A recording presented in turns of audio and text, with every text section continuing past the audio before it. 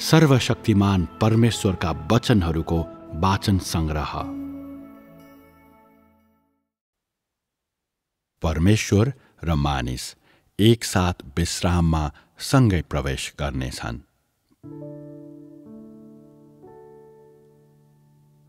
प्रारम्भमा परमेश्वर विश्राममा हुनुहुन्थ्यो।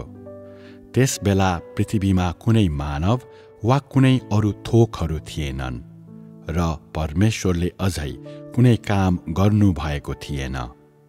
मानव जाति अस्तित्वमा आएपछि र मानव जाति भ्रष्ट भएपछि मात्र उहाँले आफ्नो व्यवस्थापनको काम सुरु गर्नुभयो।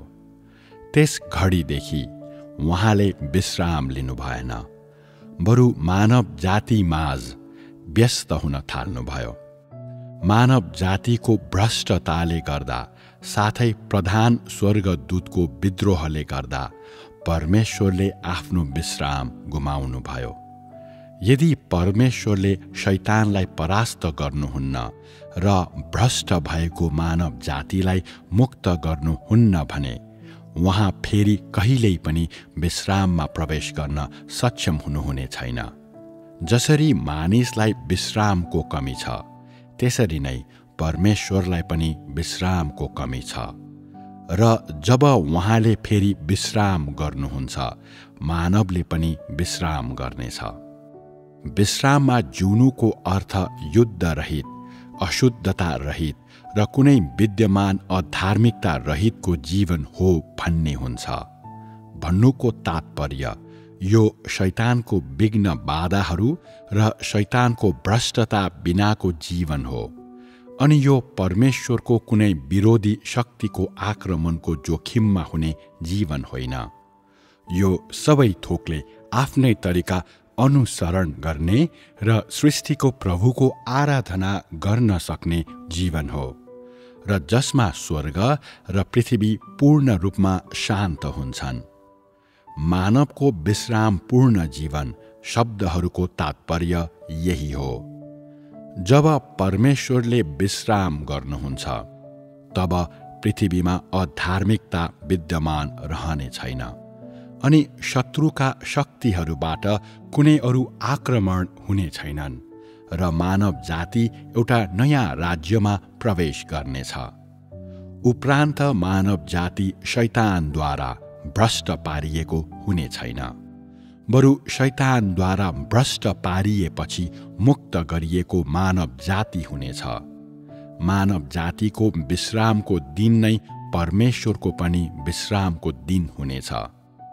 परमेश्वर मौलिक रूपमा नै विश्राम गर्न असक्षम हुनुभएकोले होइन, तर विश्राममा प्रवेश गर्न मानव जातिको असक्षमताले नै उहाँले आफ्नो विश्राम गुमाउनु भएको हो। विश्राममा प्रवेश गर्नुको अर्थ सबै थोक ठप्प हुन्छ वा विकसित हुन नै रोकिन्छ भन्ने होइन, न त यसको आशय परमेश्वरले काम गर्न छोड्नुहुन्छ वा मानव जिउन छोड्छ भन्ने नै हो।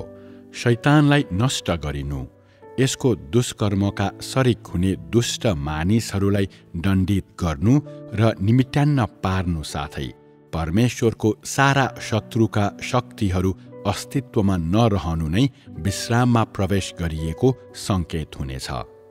परमेश्वर विश्राममा प्रवेश गर्नुको अर्थ उहाँले मानव जातिको मुक्तिको निम्ति यस उपरान्त उहाँको काम नगर्नु हो भन्ने हुन्छ। मानव जाति विश्राममा प्रवेश गर्नुको अर्थ सबै मानव जाति परमेश्वरको ज्योतिभित्र र उहाँको आशिषहरू मुनि शैतानको भ्रष्टता बिना जिउने छन् र कुनै अधार्मिकता हुने छैन भन्ने हो।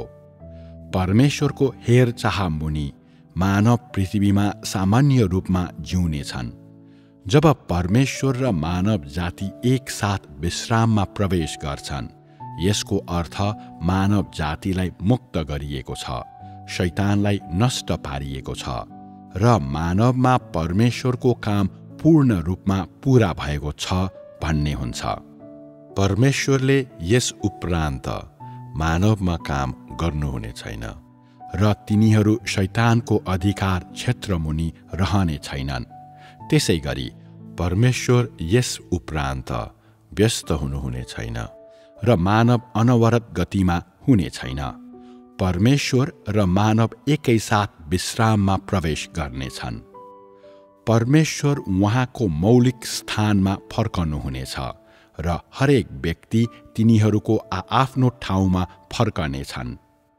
परमेश्वरको समग्र व्यवस्थापन सिद्धिएपछि परमेश्वर र मानव बसोबास गर्ने गन्तव्यहरू यी नै हुन्। परमेश्वरसँग परमेश्वरकै गन्तव्य छ र मानवसँग मानवकै गन्तव्य छ। विश्राम गरिरहँदा परमेश्वरले सबै मानवलाई पृथ्वीमा तिनीहरूको जीवनमा मार्गदर्शन गरिरहनुहुनेछ र उहाँको ज्योतिमा हुँदा तिनीहरूले स्वर्गमा हुनुहुने एकमात्र साँचो परमेश्वरको आराधना गर्नेछन्। उपरान्त परमेश्वर मानव जातिको माझमा बस्नुहुने छैन, न त मानिसहरू परमेश्वरसँगै उहाँको गन्तव्यमा बस्नेछन्। परमेश्वर र मानव उही क्षेत्रभित्र रहन सक्नुहुन्न, बरु दुवैको आआफ्नै जिउने शैली हुन्छ। परमेश्वरले नै सारा मानव जातिलाई मार्गदर्शन गर्नुहुनेछ र सारा मानव जाति नै परमेश्वरको व्यवस्थापन कार्यको चरमता हो। नेतृत्व गरिनेहरू मानव नै हुन् र उनीहरू परमेश्वरकै सारका हुँदैनन्। विश्राम गर्नुको अर्थ उसको आफ्नै मौलिक स्थानमा फर्कनु हो। यसकारण जब परमेश्वर आफ्नो विश्राममा प्रवेश गर्नुहुन्छ तब यसको अर्थ उहाँ आफ्नो मौलिक स्थानमा फर्कनु भएको छ भन्ने हुन्छ।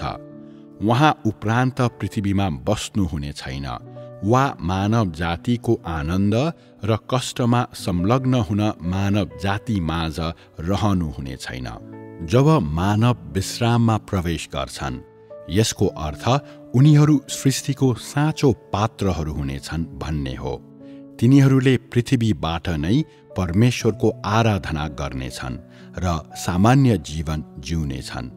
मानिसहरू उपरान्त परमेश्वरप्रति अनाज्ञाकारी हुने छैनन् वा तिनीहरूले उहाँको प्रतिरोध गर्ने छैनन् अनि आदम र हब्बाको मौलिक जीवनतिर फर्कनेछन्। विश्राममा प्रवेश गरेपछि परमेश्वर र मानवका आआफ्नो जीवन र गन्तव्यहरू यिनै हुनेछन्। शैतान र परमेश्वर बीचको युद्धमा शैतानको हार अपरिहार्य छ। यस्तै परमेश्वरको व्यवस्थापन कार्यको पूर्णता र विश्राममा मानव जातिको पूर्ण मुक्ति र प्रवेशपछि विश्राममा हुने परमेश्वरको प्रवेश पनि अनिवार्य छन्। मानव जातिको विश्रामको स्थान पृथ्वी हो र परमेश्वरको विश्रामको स्थान स्वर्ग हो। मानवले विश्राममा रहनुहुने परमेश्वरको आराधना गर्दा तिनीहरू पृथ्वीमा बस्नेछन् र परमेश्वरले बाँकी मानवलाई विश्राममा डोर्याउनुहुँदा उहाँले उनीहरूलाई पृथ्वीबाट होइन स्वर्गबाट अगुवाई गर्नुहुनेछ। परमेश्वर अझै पनि आत्मा नै हुनुहुनेछ, जबकि मानव अझै पनि देहमा नै हुनेछन्। परमेश्वर र मानव फरक फरक किसिमले विश्राममा रहनुहुन्छ। परमेश्वर विश्राम हुनुहुँदा उहाँ मानवको माझमा आउनुहुनेछ र देखा पर्नुहुनेछ। मानव विश्राम हुँदा स्वर्ग भ्रमणमा जान साथै त्यहाँको जीवनको आनन्द लिन परमेश्वरले तिनीहरूलाई अगुवाई गर्नुहुनेछ। परमेश्वर र मानव जाति विश्राममा प्रवेश गरेपछि शैतान अस्तित्वमा हुने छैन। त्यसै गरी ती दुष्ट मानिसहरू पनि अस्तित्वमा रहन छोड्नेछन्। परमेश्वर र मानव जाति विश्राममा प्रवेश गर्नुअघि पृथ्वीमा परमेश्वरलाई सताउनेहरू साथै उहाँका अनाज्ञाकारी भएका शत्रुहरूलाई पहिले नै नष्ट गरिएको हुनेछ। तिनीहरूलाई आखिरी दिनहरूको महाविपत्तिहरूद्वारा निर्मूल गरिएको हुनेछ। ती दुष्ट मानिसहरूलाई पूर्ण रूपमा नष्ट पारेपछि पृथ्वीले शैतानको उत्पीडन कहिल्यै पनि भोग्ने छैन। त्यसपछि मात्र मानव जातिले पूर्ण मुक्ति हासिल गर्नेछ र परमेश्वरको काम पूर्ण रूपमा सिद्धिनेछ। परमेश्वर र मानव जाति विश्राममा प्रवेश गर्नको लागि पूरा गरिने पूर्व शर्तहरू यी नै हुन्। यी सबै थोकहरूको अन्तको निकटताले परमेश्वरको कामको पूर्णताको साथै मानव जातिको विकासको अन्तको सङ्केत गर्छ। यसको अर्थ शैतानद्वारा भ्रष्ट पारिएको मानव तिनीहरूको विकासको अन्तिम चरणमा पुगेको हुनेछ अनि आदम र हब्बाका सन्तानहरूले आफ्ना सन्तानहरूको वृद्धि गर्ने काम पूरा गरेका हुनेछन् भन्ने हो। यसको अर्थ यो पनि हो कि शैतानद्वारा भ्रष्ट पारिएको मानव जातिले निरन्तर विकास गर्न असम्भव हुनेछ। आदम र हब्बालाई प्रारम्भमा भ्रष्ट पारिएको थिएन, तर अदनको बगैँचाबाट निकालिएका आदम र हब्बा शैतानद्वारा भ्रष्ट पारिएका थिए। जब परमेश्वर र मानव एकसाथ विश्राममा प्रवेश गर्छन्, तब अदनको बगैँचाबाट निकालिएका आदम र हब्बा र तिनीहरूका सन्तानहरू आखिरमा अन्तमा आउनेछन्। भविष्यको मानव जाति अझै पनि आदम र हब्बाको सन्तानहरू नै हुनेछन्, तर तिनीहरू शैतानको अधिकार क्षेत्रमुनि बस्ने मानव हुने छैनन्। बरु उनीहरू मुक्त गरिएका र शुद्ध पारिएका मानिसहरू हुनेछन्। यो न्याय गरिएको र सजाय दिइएको र पवित्र भएको मानव जाति हुनेछ। यी मानिसहरू मौलिक रूपमा जस्ता थिए त्यस्ता मानव हुने छैनन्। यसलाई लगभग यसो भन्न सकिन्छ कि उनीहरू सुरुमा भएका आदम र हब्बा जस्ता थिए, त्योभन्दा समग्र रूपमा भिन्न किसिमका मानव जाति हुनेछन्। यी मानिसहरू शैतानद्वारा भ्रष्ट पारिएकाहरू सबैको माझबाट नै छानिएकाहरू हुनेछन् र उनीहरू परमेश्वरको न्याय र सजायको अवधिमा चरम रूपमा ढिड खडा रहनेहरू मध्येका हुनेछन्। तिनीहरू भ्रष्ट मानव जाति माझमा बाँकी रहेका मानवको अन्तिम समूह हुनेछन्। यी मानिसहरू मात्र परमेश्वरसँगै अन्तिम विश्राममा प्रवेश गर्न सक्नेछन्। आखिरी दिनहरूको अवधिमा परमेश्वरको न्याय र सजायको कामको अवधिमा अर्थात् शुद्धिकरणको अन्तिम कार्यको अवधिमा दृढ रूपमा खडा रहन सक्नेहरू नै परमेश्वरसँगै अन्तिम विश्रामभित्र प्रवेश गर्नेहरू हुनेछन्। त्यस्तै विश्राममा प्रवेश गर्नेहरू सबै शैतानको प्रभावलाई तोडेर मुक्त भएका र परमेश्वरको शुद्धिकरणको अन्तिम कार्य भएर गुज्रिएपछि परमेश्वरद्वारा हासिल गरिएकाहरू हुनेछन्। अन्तमा परमेश्वरद्वारा हासिल गरिने यी मानव अन्तिम विश्राममा प्रवेश गर्नेछन्। परमेश्वरको सजाय र न्यायको कामको सारगत उद्देश्य मानव जातिलाई तिनीहरूको अन्तिम विश्रामको निम्ति शुद्धिकरण गर्नु हो। यस्तो शुद्धिकरण बिना कुनै पनि मानव जाति किसिम बमोजिमका फरक वर्गहरूमा वर्गीकरण गर्न वा विश्राममा प्रवेश गर्न सक्दैन। यो काम विश्राममा प्रवेश गर्ने मानव जातिको एक मात्र मार्ग हो। परमेश्वरको शुद्धिकरणको कार्यले मात्र मानवलाई उनीहरूको अधर्मबाट शुद्ध पार्नेछ र उहाँको सजाय र न्यायको कार्यले मात्र मानव जातिका ती अनाज्ञाकारी तत्त्वहरूलाई ज्योतिमा ल्याउनेछ। त्यसैद्वारा मुक्त गर्न सकिनेलाई मुक्त गर्न नसकिनेबाट र टिक्नेहरूलाई नटिक्नेहरूबाट अलग गरिनेछ। जब यो काम समाप्त हुन्छ, तब ती टिक्न दिइएकाहरू सबैलाई शुद्ध पारिनेछ र तिनीहरू मानव जातिको अझ उच्च अवस्थामा प्रवेश गर्नेछन्, जसमा तिनीहरूले पृथ्वीमा अझ आश्चर्यजनक दोस्रो मानव जीवनको आनन्द लिनेछन्। अर्को शब्दमा, तिनीहरूले मानव विश्रामको दिन सुरुवात गर्नेछन् र परमेश्वरसँगै रहनेछन्। त्यसपछि ती टिक्न नदिएकाहरूलाई सजाय दिइनेछ र न्याय गरिनेछ। तिनीहरूको साँचो रूप रङ्ग पूर्ण रूपमा प्रकट गरिनेछ। त्यसपछि तिनीहरू सबैलाई नष्ट पारिनेछ र शैतानलाई झैं तिनीहरूलाई पनि पृथ्वीमा बाँच्न दिइने छैन। भविष्यको मानव जातिमा यस्ता कुनै किसिमका मानिसहरू पर्ने छैनन्। यस्ता मानिसहरू चरम विश्रामको मुलुकमा प्रवेश गर्न योग्यका हुँदैनन्। न त तिनीहरू परमेश्वर र मानव जाति संलग्न हुने विश्रामको दिनमा नै सहभागी हुन योग्यका हुन्छन्, किनभने उनीहरू दण्डका निशानाहरू हुन् र दुष्ट र अधर्मी मानिसहरू हुन्। तिनीहरूलाई एकपटक छुटकारा गरिएको थियो र तिनीहरूलाई सजाय दिइएको र न्याय गरिएको पनि छ। तिनीहरूले कुनै बेला परमेश्वरको सेवा पनि गरेका थिए। तैपनि जब अन्तिम दिन आउँछ, तिनीहरूका दुष्टताको कारण साथै मुक्त गरिनलाई तिनीहरूको अनाज्ञाकारिता र असक्षमताको परिणाम स्वरूप तिनीहरूलाई अझ पनि हटाइनेछ र नष्ट पारिनेछ।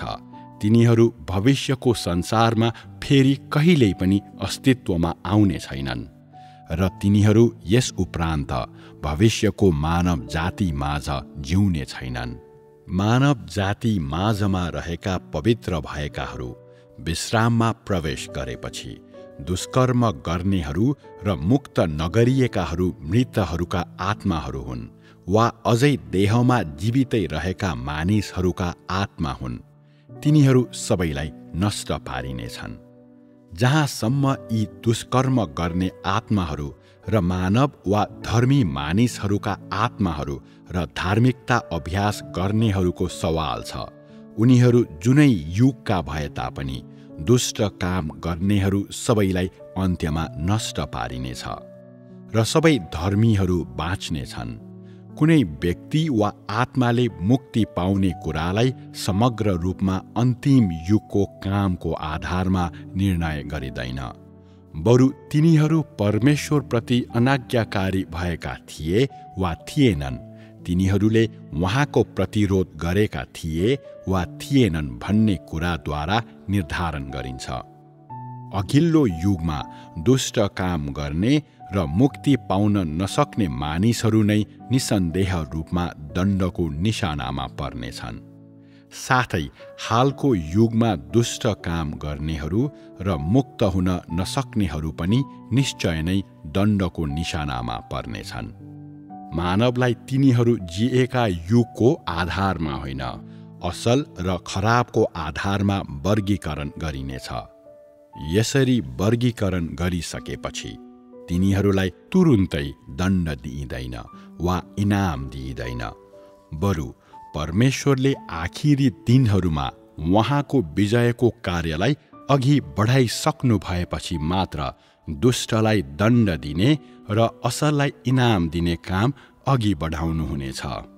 वास्तवमा उहाँले मानव जातिको माझमा काम गर्न सुरु गर्नु भएदेखि नै तिनीहरूलाई असल र खराब गरी छुट्याउँदै आउनु भएको छ।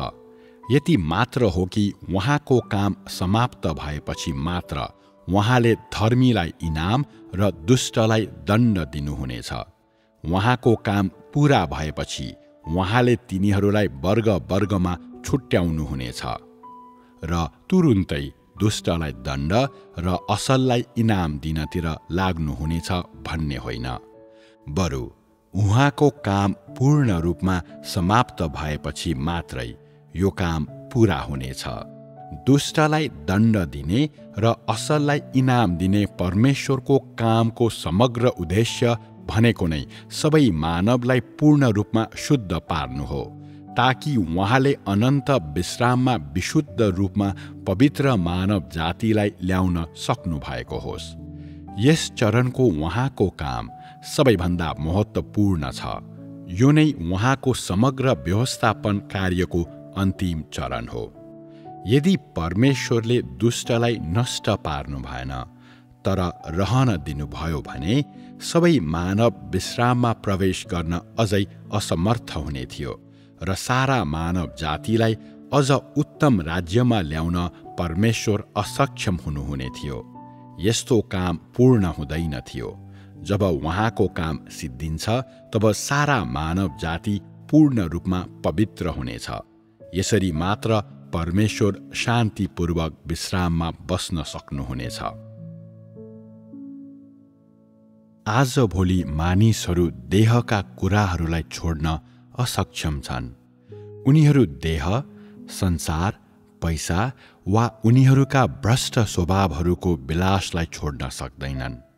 धेरैजसो मानिसहरूले उनीहरूका आफ्नै शौकहरू बेपरवाह किसिमले गरी हिँड्छन्।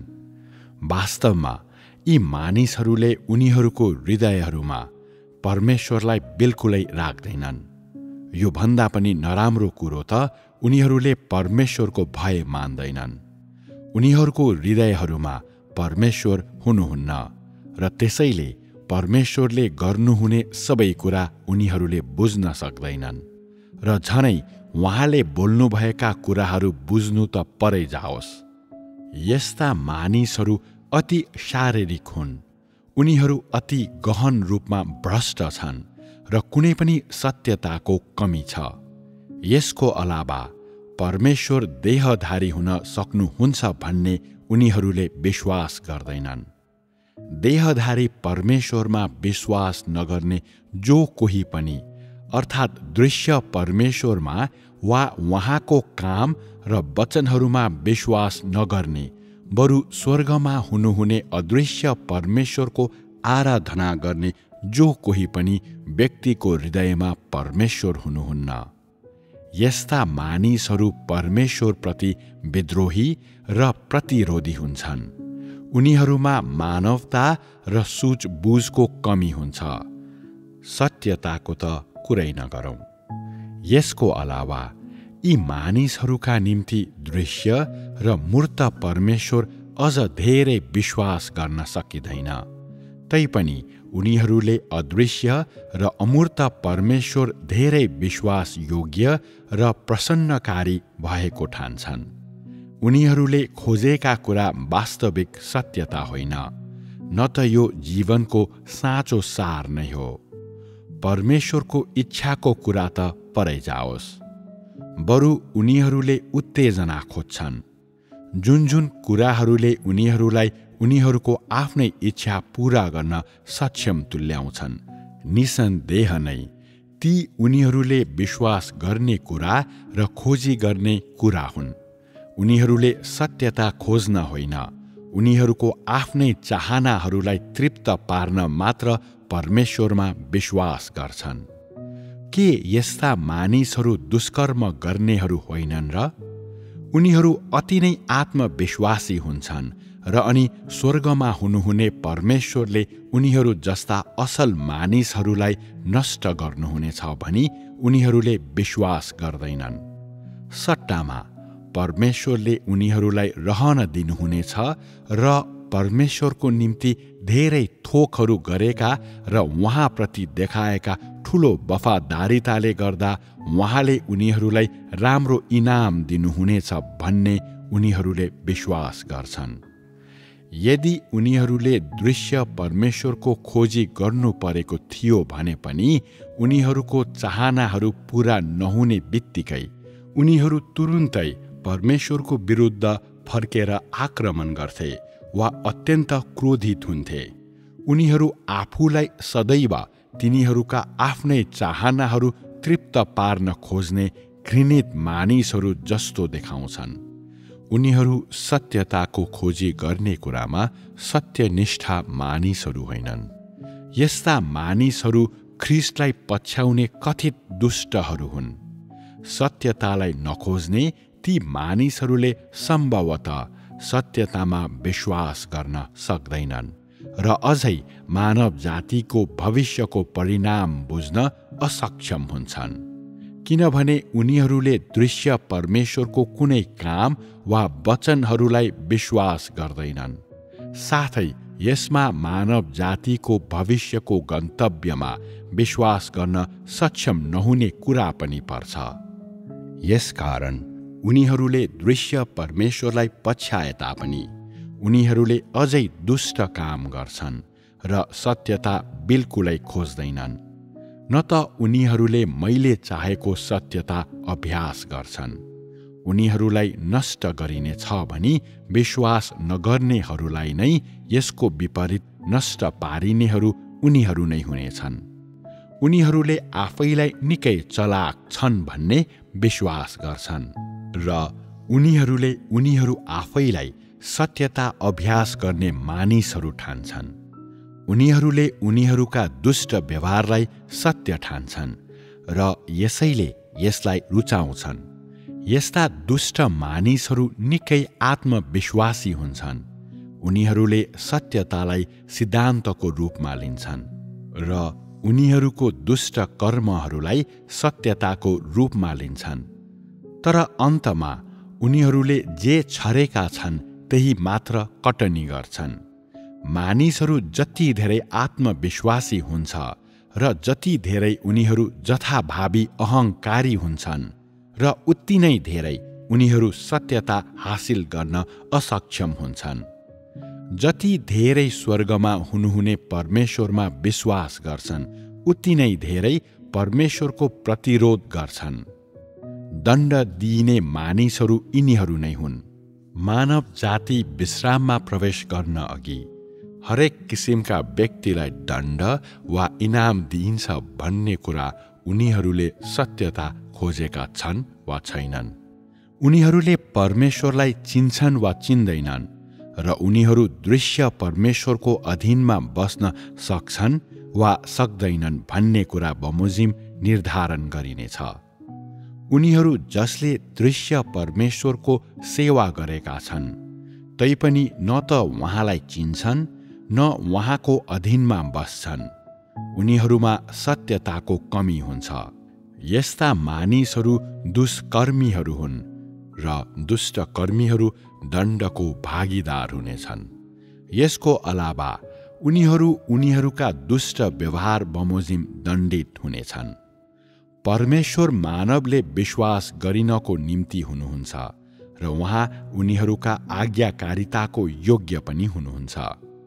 अस्पष्ट र अमूर्त परमेश्वरमा विश्वास राख्नेहरू परमेश्वरमा विश्वास नगर्ने मानिसहरू हुन् र परमेश्वरको अधीनमा बस्न असक्षम हुन्छन्।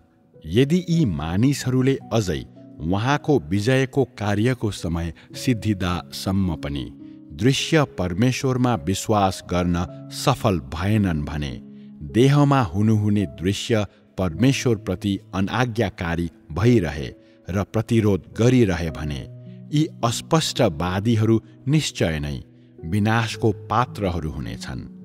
यो तिमीहरूकै माझमा रहेको कोहीहरू जस्तो हो, देहधारी परमेश्वरलाई मौखिक रूपमा चिन्ने तैपनि देहधारी परमेश्वरको अधीनको सत्यता अभ्यास गर्न नसक्ने कोही पनि ऊ अन्तमा निष्कासन र विनाशको पात्र हुनेछ।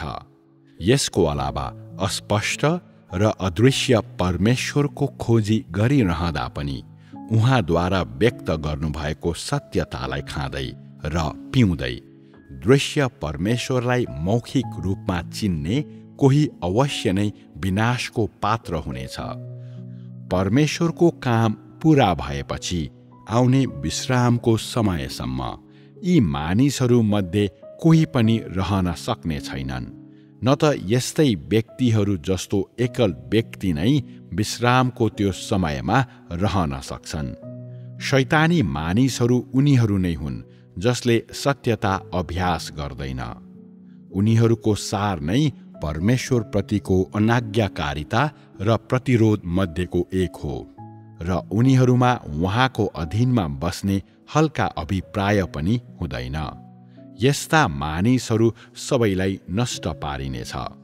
तँसँग सत्यता हुनु वा नहुनु र तैँले परमेश्वरको प्रतिरोध गर्नु वा नगर्नु सो तेरो सारमा निर्भर हुन्छ। तेरो रूप रङ्गमा वा तैँले कहिले काहीँ कसरी बोल्छस् वा कस्तो व्यवहार गर्छस् सो कुरामा निर्भर हुँदैन। कसैलाई नष्ट पारिनेछ वा पारिने छैन भन्ने कुरा उसको सारद्वारा निर्धारण गरिन्छ। यो उसको आचरण र उसको सत्यताको खोजीद्वारा प्रकट गरिने सार अनुसार निर्धारण गरिन्छ।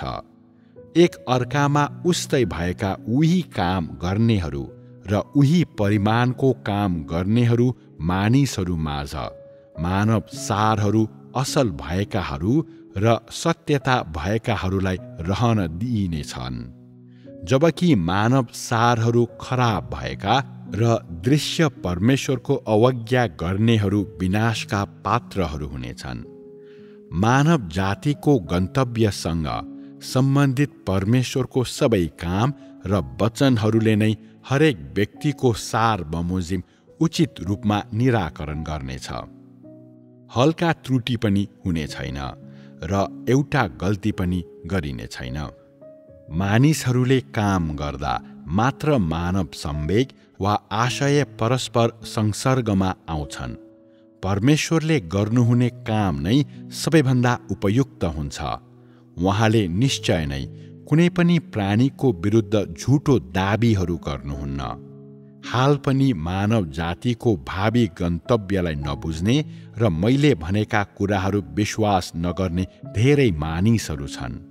ती विश्वास नगर्नेहरू साथै सत्यता अभ्यास नगर्नेहरू सबै भूतहरू हुन्। हिजो आज खोज्ने र नखोज्नेहरू पूर्ण रूपमा फरक दुई किसिमका मानिसहरू हुन्, जसका गन्तव्यहरू पनि बिल्कुलै फरक छन्। सत्यताको ज्ञान खोजी गर्नेहरू र सत्यता अभ्यास गर्नेहरू नै उनीहरू हुन् जसकहाँ परमेश्वरले मुक्ति ल्याउनुहुनेछ। सत्य मार्ग थाहा नपाउनेहरू भूतहरू र बैरीहरू हुन्। उनीहरू प्रधान दूतका सन्तानहरू हुन् र विनाशका पात्रहरू हुनेछन्। अस्पष्ट परमेश्वरका धर्मी विश्वासीहरू पनि के उनीहरू चाहिँ भूतहरू होइनन्? असल विवेक भएकाहरू तर सत्य मार्ग स्वीकार नगर्ने मानिसहरू भूतहरू हुन्। उनीहरूका सार परमेश्वरको प्रतिरोध मध्येको एक हो। सत्य मार्ग स्वीकार नगर्नेहरू परमेश्वरको प्रतिरोध गर्नेहरू हुन् र यस्ता मानिसहरूले धेरै कठिनाइहरू सहे पनि उनीहरूलाई अझ पनि नष्ट पारिनेछ। उनीहरू जो संसारलाई त्याग्न अनिच्छुक हुन्छन्, जो उनीहरूका बाबु आमासँग अलग हुन सक्दैनन् र जसले आफ्नै देहका सुख विलासहरूबाट आफैलाई मुक्त गर्न रुचाउँदैनन्, उनीहरू परमेश्वरप्रति अनाज्ञाकारी हुन्छन् र सबै विनाशका पात्रहरू हुनेछन्। देहधारी परमेश्वरमा विश्वास नगर्नेहरू भूतहरू हुन् र यसको अलावा उनीहरूलाई नष्ट गरिनेछन्। विश्वास भएका तर सत्यता अभ्यास नगर्नेहरू, देहधारी परमेश्वरमा विश्वास नगर्नेहरू र परमेश्वरको अस्तित्वमा बिल्कुलै विश्वास नगर्नेहरू पनि विनाशका पात्रहरू हुनेछन्। रहन दिइनेहरू सबै शोधनको कष्टहरू भएर गुज्रेका र दृढ खडा रहेकाहरू हुन्। यी साँचो रूपमा परीक्षाहरूलाई सहेका मानिसहरू हुन्। परमेश्वरलाई नचिन्ने जो कोही पनि शत्रु हो, अर्थात् देहधारी परमेश्वरलाई नचिन्ने, चाहे उनीहरू यस प्रभावभित्रका होउन् वा यस प्रभाव बाहिरका होउन्, ऊ ख्रीष्ट विरोधी हो। यदि परमेश्वरमा विश्वास नगर्ने प्रतिरोधीहरू होइनन् भने शैतान को हो, भूतहरू को हुन् र परमेश्वरका शत्रुहरू को हुन्? के उनीहरू परमेश्वरप्रति अनाज्ञाकारी मानिसहरू नै होइनन् र? के उनीहरू नै ती होइनन् जसले विश्वास भएको दाबी गर्छन् तैपनि सत्यताको कमी हुन्छ? के उनीहरू परमेश्वरको निम्ति गवाही दिन असक्षम हुँदा पनि आशिषहरू मात्र प्राप्त गर्न खोज्नेहरू होइनन् र? आज तैँले अझै ती भूतहरूसँग घुलमेल गर्छस् र उनीहरूप्रति सम्मान र प्रेम वहन गर्छस्, तर यस्तो अवस्थामा के तैँले शैतानप्रति शुभेच्छा बढाइरहेको छैन र? के तैँले भूतहरूसँग साँठगाँठ गरिरहेको छैनस् र? यदि यी दिनहरूका मानिसहरू अझै असल र खराब बीच भिन्नता छुट्याउन असक्षम छन् भने र परमेश्वरको इच्छाको खोजी गर्ने कुनै इरादा बिना नै अन्धाधुन्द प्रेमिलो र कृपालु भइरहन्छन् भने वा कुनै पनि किसिमले परमेश्वरको इच्छाहरूलाई उनीहरूको आफ्नै झैँ गरी प्रश्रय दिन सक्षम हुन्छन् भने उनीहरूको अन्त झनै दयनीय हुनेछ। देहमा हुनुभएको परमेश्वरलाई विश्वास नगर्ने जो कोही पनि परमेश्वरको शत्रु हो। यदि तैँले शत्रुप्रति सम्मान र प्रेम वहन गर्न सक्छस् भने के तँमा धार्मिकताको भावको कमी छैन र? यदि तँ मैले जे घृणा गर्छु र म जेसँग असहमत हुन्छु र त्यसैसँग अनुकूल हुन्छस् र उनीहरूप्रति अझै प्रेम वा व्यक्तिगत भावनाहरू वहन गर्छस् भने तब के तँ अनाज्ञाकारी होइनस् र? के तैँले जानी जानी परमेश्वरको प्रतिरोध गरिरहेका छैनस् र? के यस्तो मानिससित सत्यता हुन्छ? यदि मानिसहरूले शत्रुप्रति सम्मान राख्छन्, भूतहरूलाई प्रेम गर्छन् र शैतानलाई कृपा गर्छन् भने तब के उनीहरूले परमेश्वरको कामलाई जानी जानी तोडिरहेका हुँदैनन् र? ती मानिसहरू जसले येशूमा मात्र विश्वास गर्छन् र अन्तको दिनहरूको देहधारी परमेश्वरमा विश्वास गर्दैनन्, साथै उनीहरू जसले मौखिक रूपमा देहधारी परमेश्वरमा विश्वास गर्ने दाबी गर्छन् तर दुष्ट काम गर्छन्, उनीहरू सबै ख्रीष्ट विरोधीहरू हुन्। परमेश्वरमा विश्वास नगर्नेहरूको त कुरै नगरौँ। यी सबै मानिसहरू विनाशका पात्रहरू हुनेछन्। मानवले अरू मानवको न्याय गर्ने मापदण्ड उनीहरूको आचरणमा आधारित हुन्छ। जसको आचरण असल छ उनीहरू धर्मीहरू हुन्, जबकि जसको आचरण घृणास्पद छ उनीहरू दुष्टहरू हुन्। परमेश्वरले मानवको न्याय गर्नुहुने मापदण्ड चाहिँ उनीहरूको सार उहाँको अधीनमा छ वा छैन भन्ने कुरामा आधारित हुन्छ। परमेश्वरको अधीनमा रहने व्यक्ति धर्मी व्यक्ति हो, जबकि अधीनमा नरहने व्यक्ति शत्रु र दुष्ट व्यक्ति हो, चाहे त्यो व्यक्तिको आचरण असल होस् वा खराब, र चाहे उनीहरूको बोली वचन ठीक होस् वा बेठिक। केही मानिसहरूले भविष्यमा असल गन्तव्य हासिल गर्न असल कामहरू प्रयोग गर्ने इच्छा गर्छन् र केही मानिसहरूले असल गन्तव्य हासिल गर्न शिष्ट शब्दहरू प्रयोग गर्ने इच्छा गर्छन्।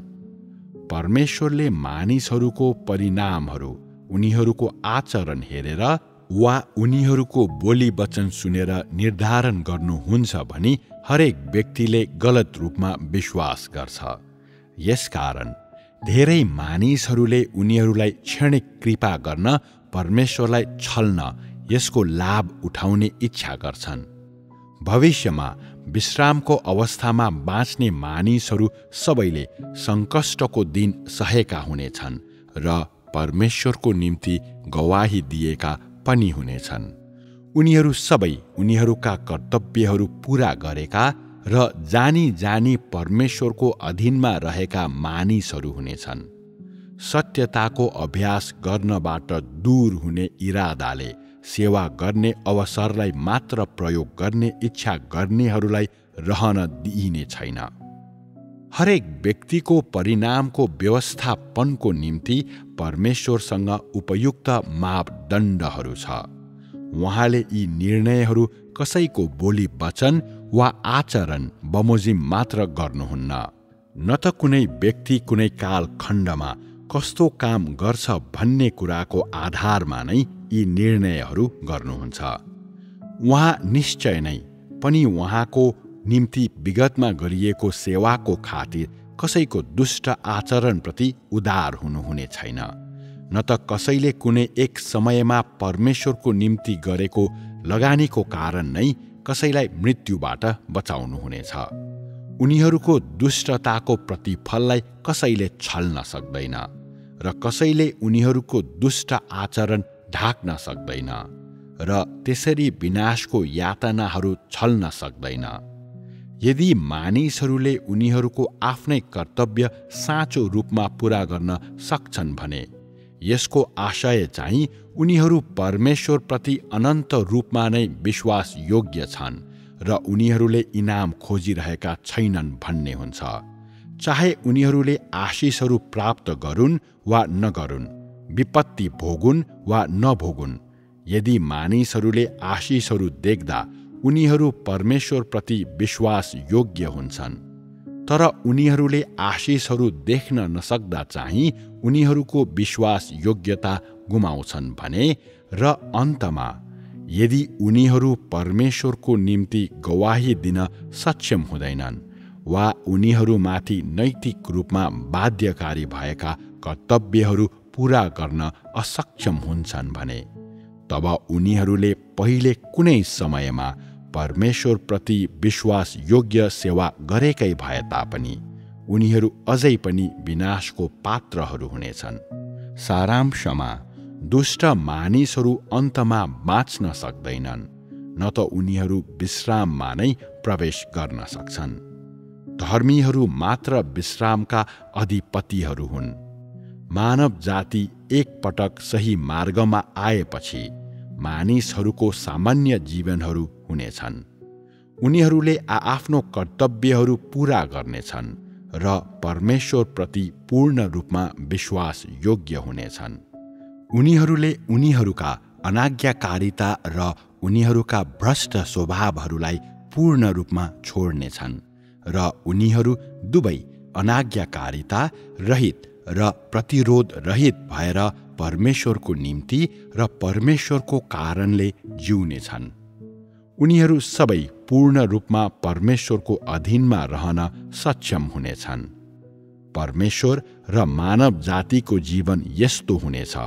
यो राज्यको जीवन हुनेछ र यो विश्रामको जीवन हुनेछ।